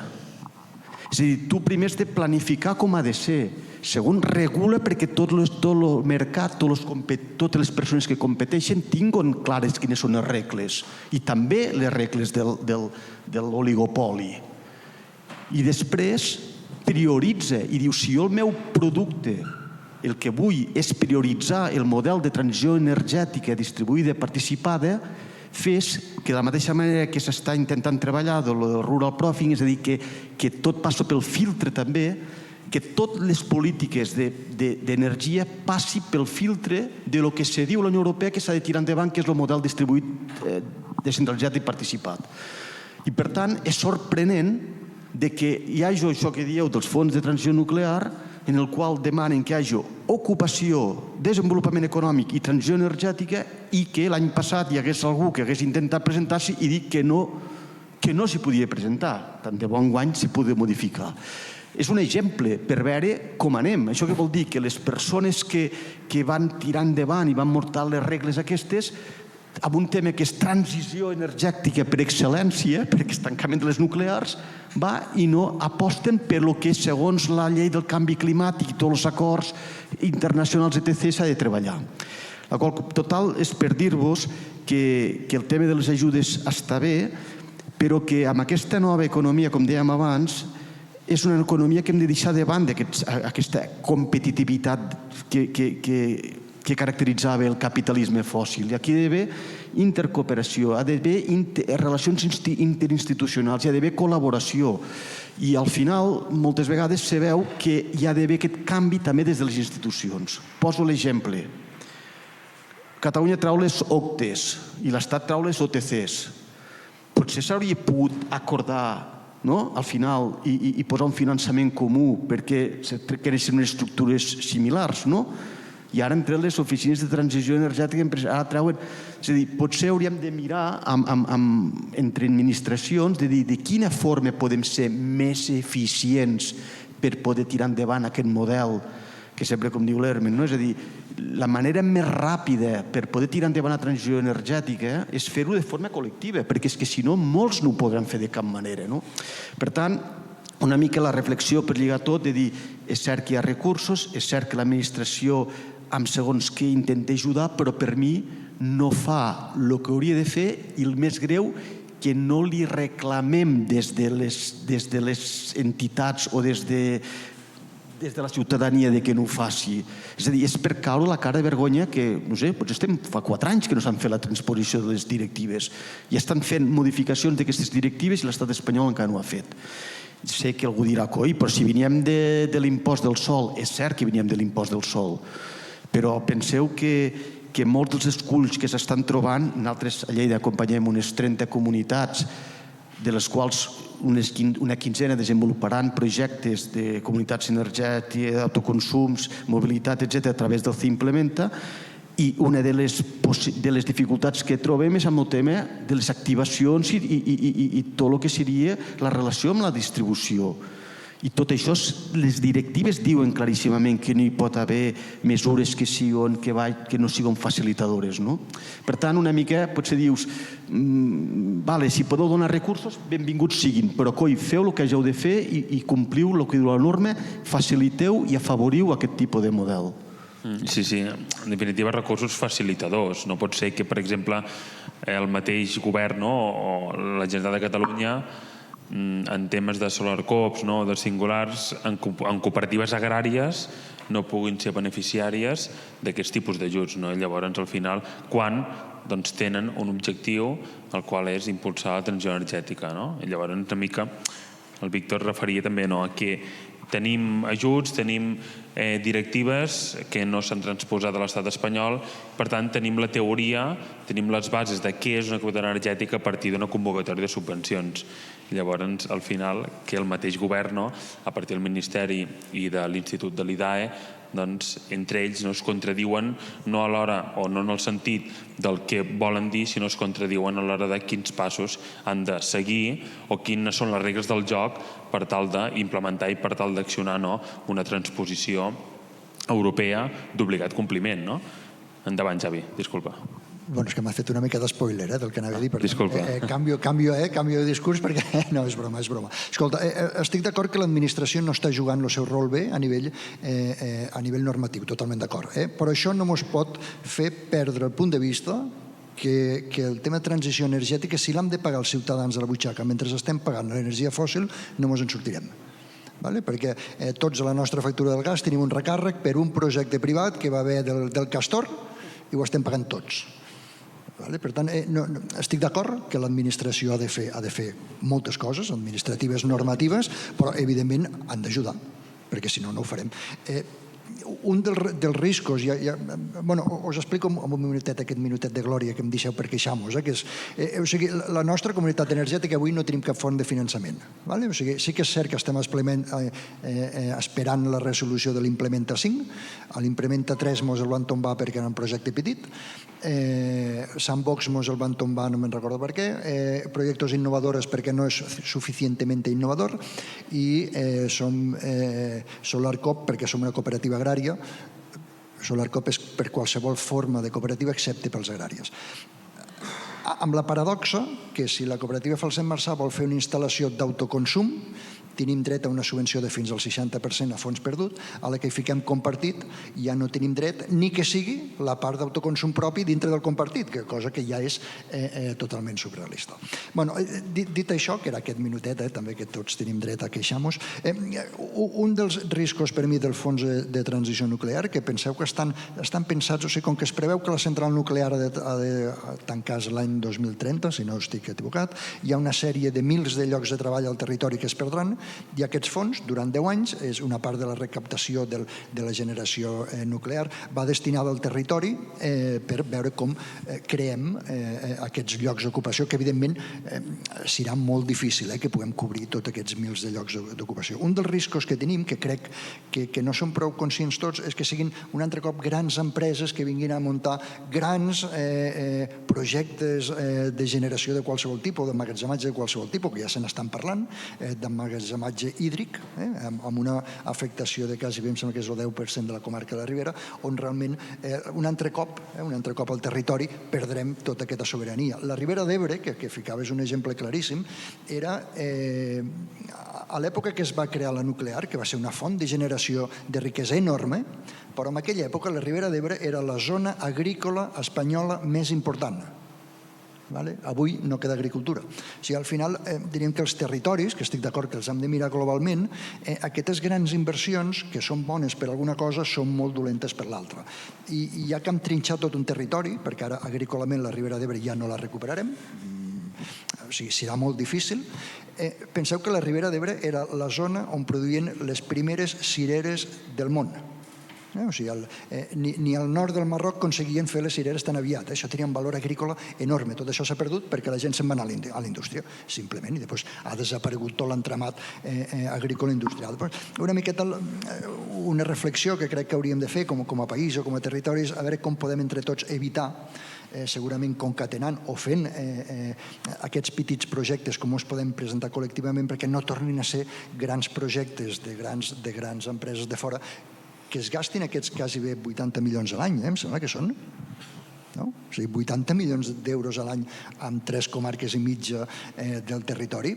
Si fóssim espaviladets una miqueta tots, realment podríem garantir el futur dels nostres fills i nets. I és molt probable que no només no garantim això, sinó que ens carreguem la poca part productiva que ens queda a la comarca. Era aquesta petita reflexió. Bé, si hem de parlar de les ajudes, ara em permetreu que hauré d'abandonar una mica el tema políticament correcte, perquè, bé, nosaltres ens agradaria no demanar ajudes, de fet, moltes vegades no volem demanar ajudes, el que sí que ens agradaria és que l'administració ajudés, que és molt diferent ajudar que donar ajudes. I moltes vegades fins i tot crec que n'hi hauria prou en que no fiquessin pals a les rodes, per no dir una altra paraula, que comença per P i que a vegades fan sovint. Ajudar és molt fàcil i a vegades costa fins i tot menys esforç que impedir que les coses passin, però sembla que a vegades no es vol fer. Podríem començar per ajudar a canviar la normativa, com demana el Víctor, i adaptar-nos a les directives, però senzillament moltes vegades per no demanar tràmits i informes i documentació tan inversemblant i tan immensament llarga i tan infinitament impossible per realitzar per un micropoble on no hi ha cap tècnic, on hi ha un com a molt, demanant la mateixa que es pot demanar a l'Ajuntament de Barcelona per posar unes plaques a no sé quin puesto, on hi ha 50.000 tècnics per fer-les. De fet, hi ha un estatut del món rural que teòricament l'han d'aprovar ara, que diu que s'hauria de fer així. Esperem que així sigui i que des de l'administració es pugui tractar diferent els diferents, utilitzant d'una manera real el principi d'igualtat. Dius, si tu vols que tots siguem iguals, tracta'm diferent a mi, que no sóc igual que aquell altre, que té molts més recursos. Ens podrien ajudar amb tota la gestió administrativa o tot el tràmit administratiu per tirar endavant els projectes. I ja no parlo, com us contava abans, dels nostres projectes per generar energia, sinó dels projectes de desenvolupament rural vinculats al recurs de l'energia. Perquè, clar, quan nosaltres intentem que aquest recurs que tenim i l'explotació d'aquest recurs generi una activitat econòmica o una ocupació, ens trobem amb que, clar, és que això que vols tu és d'energia, però també és de treball perquè generes ocupació, però també és del d'art perquè estàs en un entorn rural, però és que també és de medi ambient perquè no sé què. Després, segur que m'oblido algun del departament perquè em sembla que has de passar per tots els departaments perquè et deixin fer una cosa quan no acabes dient-te que és que en aquell lloc on vols fer aquestes plaques perquè hi hagi una activitat econòmica no la pots fer perquè al voltant d'aquesta activitat econòmica hi ha una normativa que diu que hi ha d'haver 3 metres de zona verda i que en el teu cas no hi ha zona verda quan al voltant d'aquell lloc hi ha 3 quilòmetres de bosc. O sigui que són una mica més marrons que les zones verdes de les conurbacions urbanes. Però, clar, demanar-te que facis un jardí quan al cap de 3 metres hi ha un bosc, doncs és una mica estrany. I, clar, evidentment, ajudar també podria ser això. I per acabar, fins i tot, evidentment, també caldria ajudes que ens ajudin econòmicament. Però aquestes penso que probablement serien les últimes que necessitaríem, perquè el bo seria que aquestes anessin destinades, tornant al que ho he intentat defensar des del principi, a generar aquesta activitat econòmica, a generar aquest desenvolupament del territori gràcies a la generació d'energia. I que aquestes no siguin per generar l'energia que algú, a no sé quants milers de quilòmetres, centenars de quilòmetres de distància, encengui una llum o creï una activitat econòmica, que el que farà és acabar amb la meva activitat econòmica, generar el meu despoblament i generar que el meu poble es quedi sense persones i sense ningú, gràcies a aquestes ajudes que aquell senyor que sí que té recursos i capacitat per demanar-les li donaran. Per tant, moltes vegades que els de les zones rurals, els dels pobles, els del territori, ens ajudin a tirar endavant el territori, ja n'hi hauria prou. I si a més amb això ens deixen diners, doncs ja seria increïble. Perfecte. Ara, finalment, per acabar la taula de debat i tenir una mica de temps pel públic, m'agradaria preguntar-vos una mica, i fruit, ara hem parlat d'iniciatives territorials que l'heu exposat cadascú la vostra, també una mica d'experiència, en repte, ens hem focalitzat molt amb els fons econòmics o fons d'energia nuclear. Ara m'agradaria, a nivell de resum o a nivell de conclusió, quin punt de vista teniu derivat de cada projecte, de cada dimensió, de cada experiència, en base al consens social? És a dir, a nivell territorial, veiem que tenim a Flix, des de fa 3 anys, que estan impulsant la qualitat energètica. Veiem que l'Ajuntament, que també entra part d'aquest consens social, perquè un ajuntament el que fa és representar els seus vilatans i vilatanes.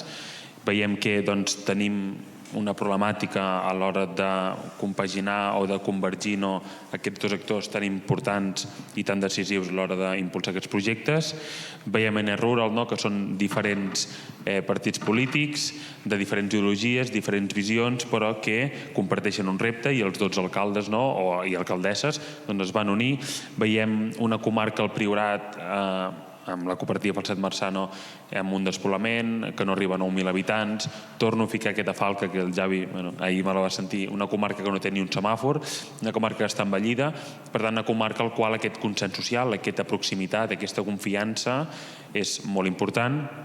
El Víctor, també, en aquest sentit, a iniciatives de Ponent, veiem que aquest associacionisme, és a dir, aquesta col·laboració encara hi és als pobles, està arrelada, és a dir, qui està a l'Ateneu també està a la penya futbolista, anava a dir blaugrana, i llavors tenim també el Delta Verd amb el Joan Ramon una mica el consens social a diferent nivell, perquè parlem d'un espai més urbà, no tan proper a la ciutadania, a les empreses del territori, tan directament proper, però una mica també el consens social a l'hora de plantejar aquestes iniciatives que no tenen un impacte tan actiu o tan directe amb la població, a diferència de la comarca del Priorat, no? O de Flix, d'un municipi concret, o de 12 municipis que sí que podrien, no, veure més directament aquesta afectació.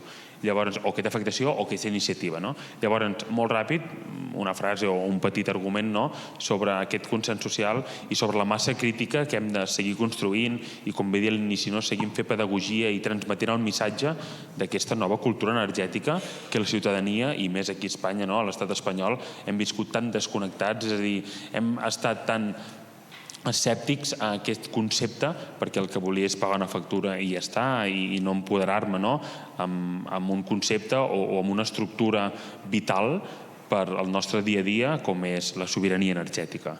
No sé qui... Endavant. Bueno, començo. Jo crec que el consensos social és essencial.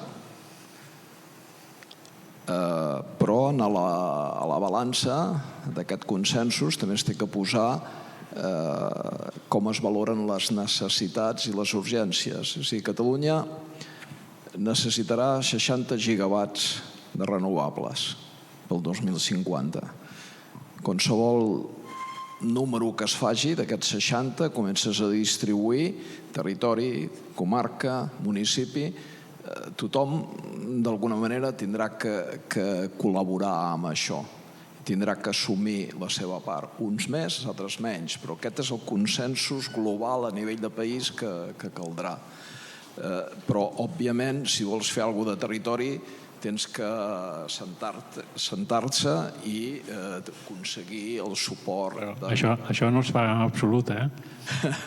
No, bueno, jo dic que s'ha de fer, s'ha d'intentar fer, però és que si no, el problema és, com a país, estic dient xifres, tu fas 4 números i dius què necessitaré el 2050? 60 gigawatts.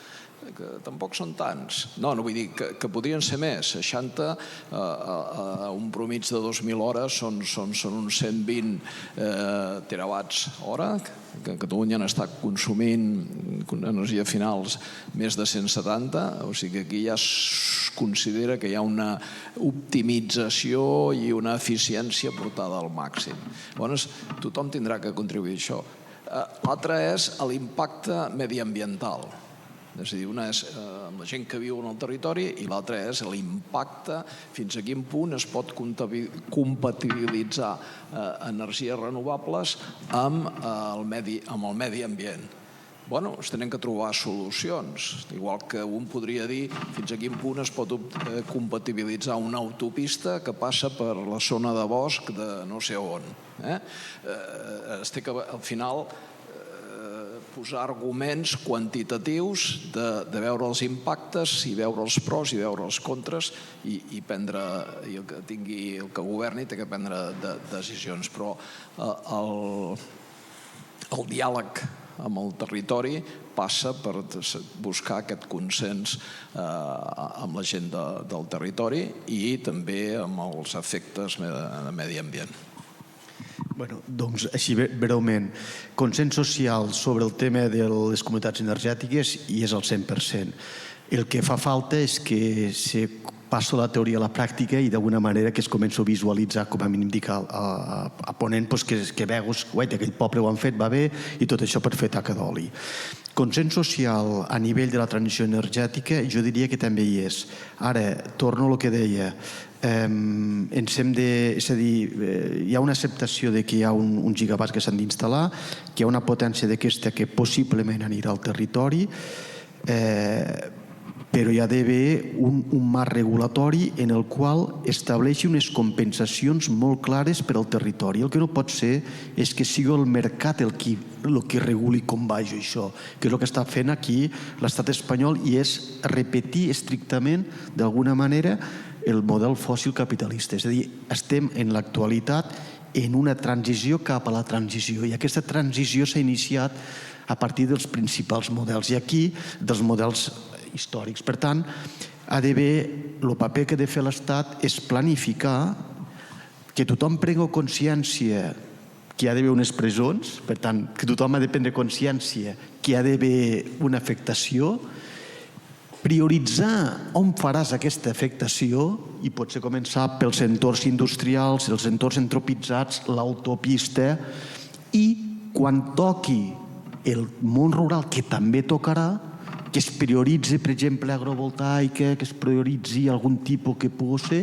i si al final s'ha d'acabar fent alguna infraestructura, doncs que hi hagi unes compensacions clares i no acordades, com dèiem, amb el promotor que va especular amb l'alcalde de turno. No. És a dir, que diuen el 15% o el 10% o el que sigui de tot el que es genera aquesta instal·lació o el que sigui ha d'anar per un fons, de la mateixa manera que hi ha la taxa turística o la del CO2, doncs que diu, hi haurà aquest fons que regularà el consorci tal per tal de poder destinar al territori.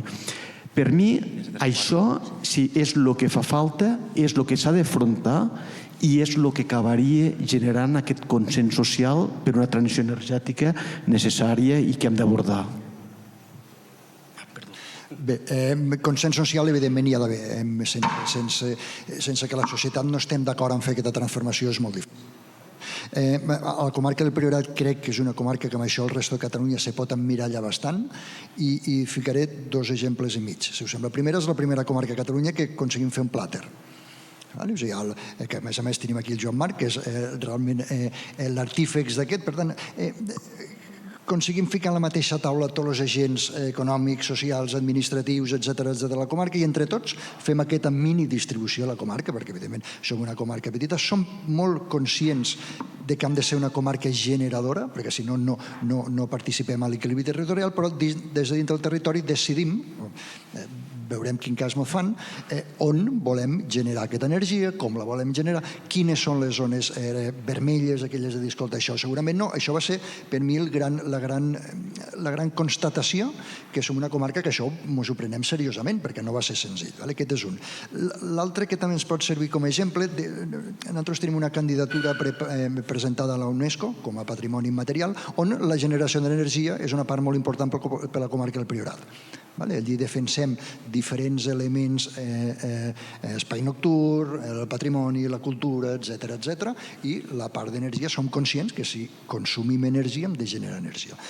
I per últim, aquest és mig, però també per ficar-ho a la taula, o sigui, tot i que siguem grans defensors de l'activitat agrària, que ho és, i volem mantindre el 100% del terreny útil agrari per poder fer la nostra activitat agrària, sí que estem d'acord i estem fent algun projecte, ara encetem a falset un projecte on fiquem mini panells solars damunt dels ceps. O sigui, una de les afectacions climàtiques que estem tenint ara és l'altíssima afectació del sol a la maduració del raïm, i després intentem ficar amb el que podem fer compatible, tot i que també és cert que des de l'administració, i aquí no tinc més que donar raó, si l'administració sempre va tard. Per tant, fem aquesta instal·lació sense el permís de l'administració perquè un terreny agrícola no és compatible amb la part industrial. Aquí segurament anem abans, però té tot el sentit del món que, tot i que, repeteixo, estic d'acord que és una generació molt petita, però diríem que des de la societat sí que aportem petites idees que poden contribuir la suma total amb aquest, pel consens social, evidentment, és bàsica. Vinga, acabem, no hi ha? Doncs va, vinga, fem-ho fàcil i clar. Consens total, evidentment, nosaltres, a la nostra cooperativa, com us he dit abans, hi ha els ajuntaments, les empreses, les entitats i els veïns, per tant, el territori té un consens total envers la cooperativa i un consens total en què necessitem generar energia i consumir energia des del territori i pel territori. I per què des del territori i pel territori? Perquè no volem ni el 10 ni el 15, volem el 100%, ho volem tot, ho volem fer nosaltres i ens ho volem quedar nosaltres. I ens ho volem quedar nosaltres perquè ho necessitem nosaltres, per generar economia, per generar ocupació, per generar reequilibri territorial i perquè els nostres pobles no desapareguin. Per això ho necessitem nosaltres. I un cop haguem fet tot això amb els nostres recursos, amb la nostra energia i amb el nostre esforç, no patiu. Tota la que ens sobri la donarem a molt bon preu a qui la necessiti, allà on la necessiti, sempre i quan la distribuïdora de torno la deixi enviar a uns quants quilòmetres més enllà, no sigui cas que s'espatlli alguna cosa passant el nostre quilowatt de llum del poble d'aquest al poble d'allà. Aquest és el nostre consens i la nostra determinació. Sí, jo voldria ratificar una mica també el que han dit els companys del tema de la planificació, no? O sigui, només cal entrar a la web de l'ICAEN i veure el mapa de Catalunya on estan concentrades els parcs eòlics i els parcs solars. Vull dir que hi ha comarques que no sé si estan al 0%, però molt pròxim al 0% al seu desenvolupament cap a la transició energètica. Llavors, com han dit, això que hi ha... Entenc, per exemple, que amb el Delta del Llobregat poder no tenen els terrenys i la situació idònia per poder muntar plantes solars, encara que les naus de les empreses dels sostres ho poden fer, però poder no tenen suficient i poder necessiten uns recursos que vinguin de la Ribera d'Ebre, que vinguin del Priorat, que vinguin de la Terra Alta, que avui no està aquí representada, però que també és una gran perjudicada. Llavors, és a dir, jo te dono això i tu em dones això, no? Vull dir, és un intercanvi que això l'administració diu que estan fent un Plater 2050, però resulta que ara treuen un decret per facilitar les inversions de grans parcs eòlics i grans plantes solars. Vull dir que no hi ha planificació, no n'hi ha. Llavors, ja amb aquest tema, crec que les comunitats energètiques tenim un paper, vull dir, evidentment, les comunitats energètiques hem d'agafar una part. Serem una part del sector elèctric, però que en una comunitat energètica aquí parlem d'autoconsum, però és més enllà de l'autoconsum, és el tema s'ha parlat abans de la mobilitat elèctrica, el tema de l'eficiència energètica, el tema de compres col·lectives, i tenim una tasca no sols econòmica, sinó també social, amb la qual crec que ens hem de posar la major part de les poblacions, que cada població tingui la seva comunitat energètica, i si és molt gran, que en tingui 2, 3, 4 o 5. Gràcies. Perfecte. Doncs ens queden 5-8 minuts, llavors ara passaríem a fer preguntes del públic. Sí. Hermen Llobet, he intervingut aquests dies, soc d'Osona Energia, d'OECOP. Nosaltres que portem ja 3 o 4 anys treballant en el tema de comunitats energètiques, sempre jo personalment he pensat que un dels efectes, un dels elements positius que han de tenir també les comunitats desplegades en tot el territori és justament que la gent entengui el tema energètic i que tinguem la capacitat, tinguem més eines per aquest diàleg en cada territori i entre territoris del nostre país.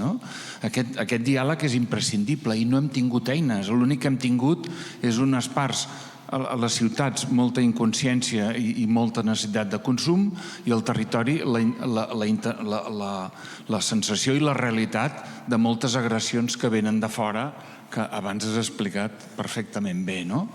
Per tant, les comunitats hem de vertebrar la gent del territori per tenir, primera, capacitat d'interlocutar entre nosaltres, també amb els que vinguin de fora, i dir que aquí ja hi ha agents energètics locals que existim i, per tant, veniu i, si voleu, parlem. Però, evidentment, també, com ja s'ha apuntat, tenir aquesta capacitat d'actuar, de generar inversions i de fer tot l'esforç que aquestes inversions captin els retorns pel propi territori i que això pugui generar riquesa i sostenibilitat del propi territori. I aquí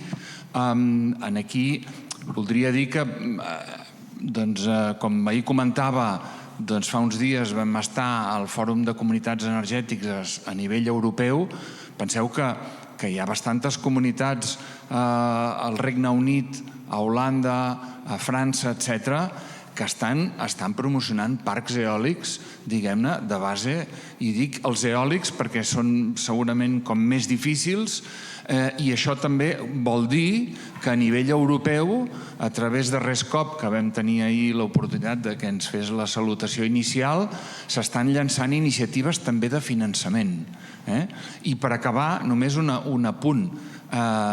Aquesta realitat que aquestes jornades estem demostrant que ja hi ha actors al territori, comunitats capaces d'actuar, això és un motor pels canvis legislatius.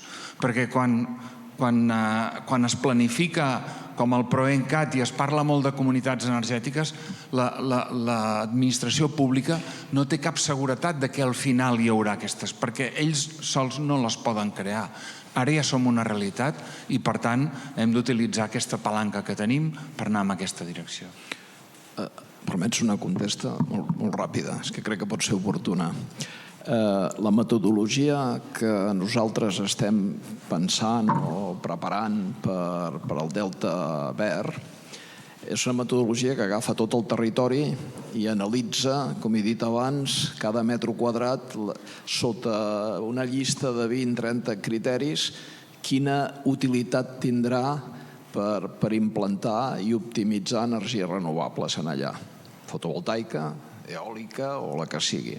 Bé, donat això, que estem treballant això, la informació que jo tinc és que en aquests moments s'està preparant un pla des de la Generalitat, des d'ICAEN, que és el PLATER, que és la Plataforma Territorial d'Energies Renovables, que el que pretén definir abans que s'acabi aquest any, dintre el nou govern, perquè això ve del govern anterior, és precisament que cada territori tingui aquest mapa i la gent del territori pugui veure la classificació dels terrenys, perquè ara tu pots tenir un terreny R3 o R4 i dius, jo aquí posaria fotovoltaica, i llavors ens diuen, no, però és que ho té que legalitzar o no té els permisos. Bé, doncs que tu tinguis què s'ha considerat sota una llista de 20, 30, 40 criteris la puntuació de cada territori per dir què hi pots fer-hi. I això pot promoure molt que la gent del territori, les pròpies cooperatives, les pròpies comunitats del territori diguin,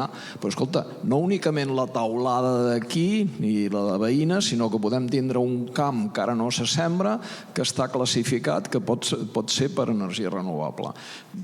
Això pot possibilitar tant que la gent del territori vagi a més, gestionant els seus recursos, així com el diàleg entre municipis, comarques i el propi territori en general.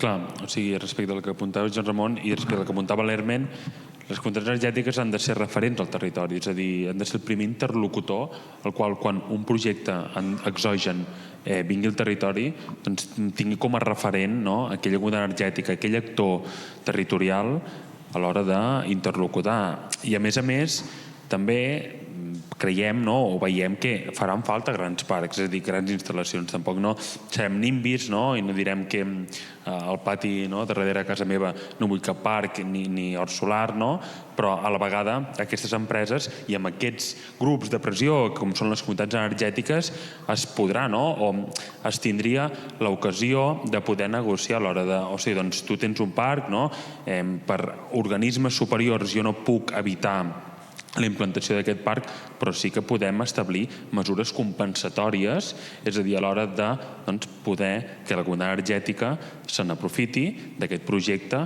d'aquest gran projecte que es vol implantar a la proximitat del seu àmbit d'actuació. Víctor. Un parell de coses ràpides. Primer vull felicitar la gent del Priorat, el conjunt del Priorat, perquè jo anava a fer la pregunta de si havíeu parlat amb la gent del Consell Comarcal per coordinar-vos pel Plàter. He vist que sí, o sigui, primer de tot, felicitats. Llavors passo a una idea. Jo evolucionaré una mica i diré que no estic d'acord amb el Víctor, que com tinc confiança puc dir-ho clarament. Jo crec que podem treballar amb les eines que tenim i jo us posaré un exemple clar que ara començarem a treballar, si puc dir-ho, a Piera, la idea, i és aquí ve a l'extern, diguem, a fer-nos un gran parc i una de les coses que li volem demanar és que amb recursos d'aquest promotor es creï la comunitat energètica i fins i tot el que ens agradaria treballar és en el dret de la reserva d'energia a futur, perquè com, per exemple, la gent de Segrià Sud, que vosaltres ja esteu a davant, però clar, hi ha gent que encara no està preparat, llavors el que volem intentar és dir, anem a negociar que es faci bé, que també estem treballant que no es facin 30 megas, sinó que es facin 5, etc., per protegir territori, però és que a més diem, ajuda'm amb els teus recursos a fer una comunitat energètica i ajuda'm i deixa'm el dret, intentarem treballar, de reservar futur, fer servir l'energia, una mica amb el que comentaves, amb el que tu comentaves, ja donant aquest caire de generositat. Clar, com estem molt a prop de... És àrea metropolitana i veiem el consum que hi ha, potser ho tenim més a prop i diem, bueno, va, vinga, ja acceptem una quota solidària, però reserva'm no la capacitat ja de posar, d'invertir, deixar-te uns diners, no, reserva'm aquest dret de fer ús de l'energia a un preu raonable, que també és la idea de base, o sigui, a un preu raonable, o sigui, no agafis i li venguis l'energia a Amazon a Galícia, per dir alguna cosa, sinó reservem aquesta part. Jo dic, i perdona, Víctor, no? Et deia, la idea era que és la nostra, i miro a tu perquè tu i jo treballem aquest tipus de cosa, és la nostra obligació, aquesta gent que ajudem tècnics, a treballar mentalment els marcs o oportunitats per ajudar a que amb el marc que tenim, tot i que no ens agradi, i estic d'acord, que a mi m'encantaria ja tenir el plàter, com tenim el Priorat, espero, no ho sé, ho hem de consultar encara, que tinguem un plàter a la noia, que sigui clar, que podem fer-ho, m'encantaria tenir una llei que automàticament us obligués al promotor, però si no, ho hem de mirar de lluitar. Ho dic només en això. I gràcies, Héctor, per aquesta aportació, perquè això genera consens social. És a dir, veure que la ciutadania, que podria ser o podrà ser partícip d'una quota energètica impulsada per un gran inversor o per un inversor més extern, deixem estar ja no petit, extern, doncs es veu aquest consens social o aquesta implicació i involucració social del territori. Sí. Bueno, Héctor, és que el que has dit tu és el que volia dir jo, possiblement no m'he explicat bé. La diferència és que jo el que dic és que això que tu estàs dient, avui en dia, segons el marc normatiu, se fa per les bones voluntats o la destressa que hi pugui haver. Jo el que dic és que el que hauria d'haver és unes regles del joc clares que obliguessin a que una part de la inversió de l'energia o del que sigui se destini al territori, perquè actualment tot és negociacions bilaterals que hi pugui haver i si hi ha bona intenció. Llavors, ho dic perquè si analitzem el que seria les noves a nivell europeu, com ha dit l'Hermen, ja aquí se prioritza el que seria la implantació de renovables i l'acceptació social, se va dir que s'obria aquest finançament del 20% i tal, i diuen amb això per intentar afavorir l'acceptació. Però hi ha altres països, Alemanya, els Länders alemanys, després al Regne Unit, també els Països Baixos, a França també estan treballant, a Itàlia, en el qual ja estan fent unes normatives que obliguen a que hi hagi aquest diàleg i que hi hagi una part dels beneficis. Podríem dir, algú pot parlar del cànon eòlic que pot haver, però aquest cànon eòlic és una misèria comparat amb realment amb els beneficis que acaben distribuint. És a dir, total, que hi ha d'haver aquest diàleg, que és molt possible que hi hagi d'haver també grans instal·lacions que potser inclús poden portar alguna afectació. Però hi ha d'haver unes regles clares i aquí hi ha d'haver l'Estat en el qual obligui a fer el que tu dius que s'està aconseguint a base de la destressa.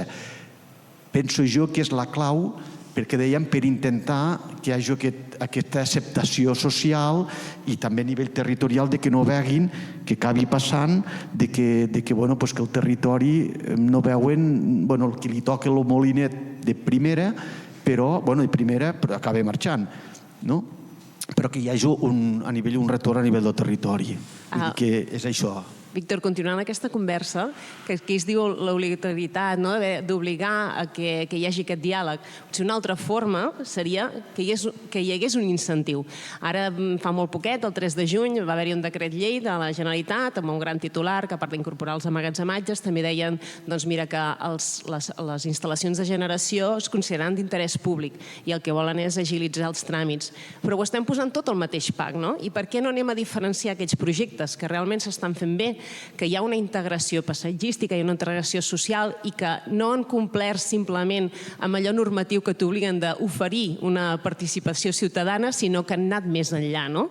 Llavors, crec que si regulatòriament tu compenses els promotors d'aquests projectes de dir, mira, sí que seràs considerat d'interès públic si realment estàs fent-ho d'aquesta manera, que estàs facilitant la integració en tots els tipus, doncs hauria d'haver-hi aquest distintiu que això ja és un estímul, perquè si resulta que en comptes d'aquests 3 anys que tens endavant de tràmits, doncs, si t'ho agilitzen d'aquesta manera, dius, estàs considerat que ets un projecte tipus i que ho estàs fent bé, doncs això ja és un incentiu, perquè moltes de les instal·lacions o moltes de les sol·licituds d'instal·lacions renovables, després d'aquests llargs períodes per obtenir els permisos, al final resulta que hi ha expedients que no s'acaben construint. I per què? Perquè hi ha hagut, durant aquest temps pot haver passat moltes coses, fins i tot que el promotor s'ha dissolt, no pot traspassar la llicència, ha perdut l'interès, no? Llavors, un interès clau pot ser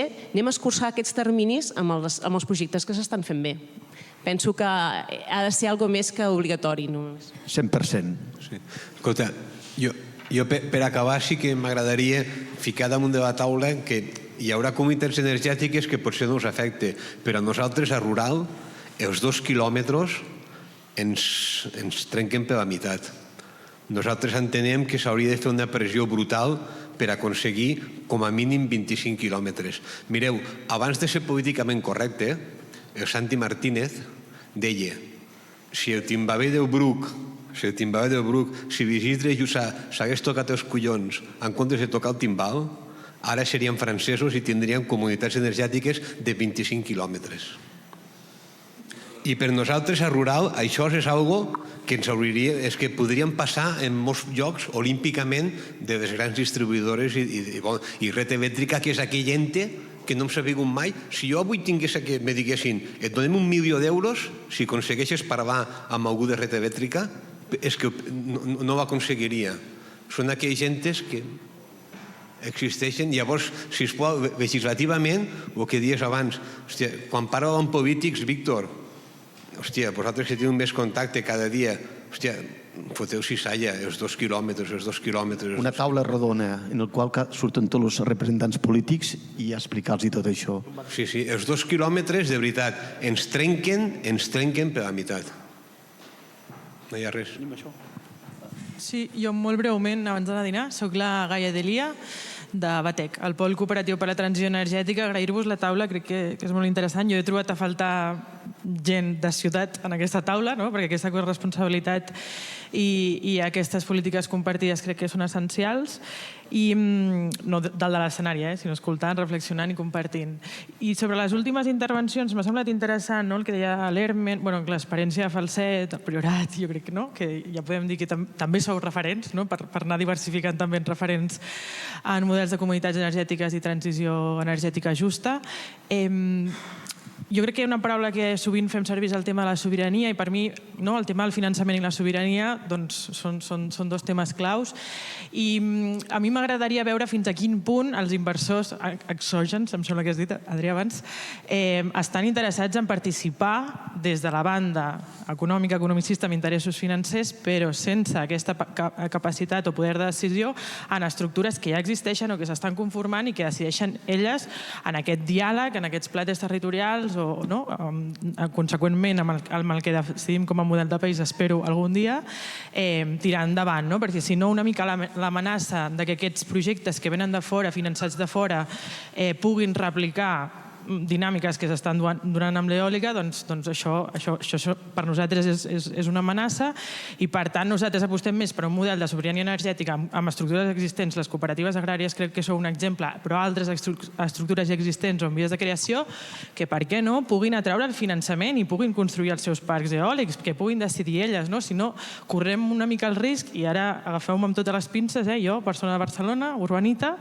de convertir-nos en un sonar, en una iniciativa local que amb finançament estranger corre el risc o d'acabar-se d'avui per demà o de canviar el rumb del seu projecte inicial. Aleshores jo crec que part de la sobirania està en aquesta estructura, la democràcia i la governança, i si això ho desvinculem del tema del finançament, o si comencem a pensar en estructures que es basen sobre el diàleg o l'oferta de participacions concretes d'energia per la població, crec que ens n'anem al model del cànon eòlic i no al de la sobirania energètica. Em permet un segon? Si em deixes, totalment d'acord, evidentment. De tota manera, jo crec que has tocat molt de l'os. O sigui, realment, tot això que parlem de la transició energètica, des del punt de vista dels que estem parlant d'aquí, estem parlant de sobirania, que és precisament el que no vol cedir ningú. O sigui, diríem que el gran repte que tenim és recuperar aquesta sobirania que mai haguéssim tingut que perdre. I, evidentment, ni els polítics ni les grans empreses les volen cedir perquè ningú vol cedir la seva sobirania. Estan totalment d'acord. Sí, només un apunt. Quan, Héctor, explicaves aquest projecte de Masquefa, en tot cas, les compensacions econòmiques que un promotor exogen pugui aportar les hem d'utilitzar nosaltres qui sigui per crear les nostres comunitats, no que les creïn ells, perquè si no, automàticament deixaran de ser... Per si hi havia algun dubte, ja ho entenc, però que quedi clar per tothom, perquè si ells creen les seves comunitats, això no serà ni creïble i a sobre ens farà mal. I la segona, només recordar que hi ha una iniciativa eòlica a Catalunya que és Viure de l'Aire, que ho dic perquè hi participen molts urbanites en aquest projecte. I és un projecte que seria replicable amb molta paciència, perquè n'han tingut molta, o n'hem tingut perquè jo també hi estic, però que seria un model a tenir en compte. Sí, merci. Jo només, a part del tema política, que us dic que haurien de concentrar-se tots els del Congrés, a mi em sembla que és Acciona, és Endesa i és Iberdrola que ens estan fent la transició capitalista renovable, si li vols dir, en lloc de fòssil, però bueno. Un altre tema, el tema de rentabilitats, el metre lineal em sembla que va entre 15 o 20 euros metre lineal. Això posa que un quilòmetre pot costar 15.000 euros. I això, en zona rural no ho sé, però en zones urbanes i polígons tu pots tirar una línia directa i anar directament entre el generador i el consumidor. I l'Ajuntament et pot dir poca cosa, o sigui que pots tirar pel dret. El tema rendibilitat, 60 euros al megawatt, li pots vendre a un tio, està contentíssim. Entre ATRs i cost de mercat que s'estalvia de red elèctrica, t'ho compren a 60 i 70 euros al megawatt. I és rentable, a 5 anys o 6 anys. Això sí, amb un bon apalancament via ICF o el que sigui, que puguis, en lloc d'invertir el 100%, puguis invertir el 40 o el 50% i apalancar-te bé, és rentable. És rentable a nivell rural, no ho sé, però almenys a nivell polígon industrial sí que ho és. Per tant, és més fàcil i es pot fer. Aquí ho tens.